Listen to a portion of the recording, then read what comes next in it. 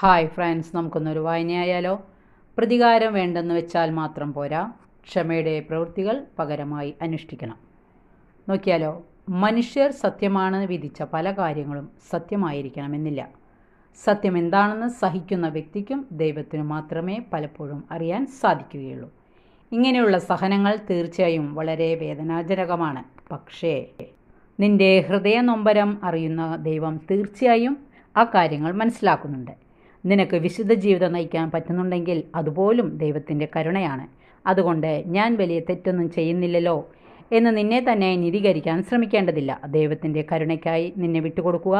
നിന്നെ നീതീകരിക്കുന്നവൻ യേശു ക്രിസ്തുവായിരിക്കട്ടെ. നിന്നെ നിന്ദിച്ച വ്യക്തികളോട് നീ പ്രതികാരം ചെയ്യുന്നില്ല എന്ന് തീരുമാനിച്ച് മനസാക്ഷിയെ നീ ശാന്തമാക്കുന്നുണ്ടാകും. അതുപോരാ, നിന്റെ വെറുപ്പ് നീ തള്ളിക്കളയുക. അവരോട് കാരുണ്യപൂർവ്വം സംസാരിക്കുക. അവർക്ക് വേണ്ടി പ്രാർത്ഥിക്കുക. ഇതെല്ലാമാണ് ക്രിസ്തീയ എളിമ.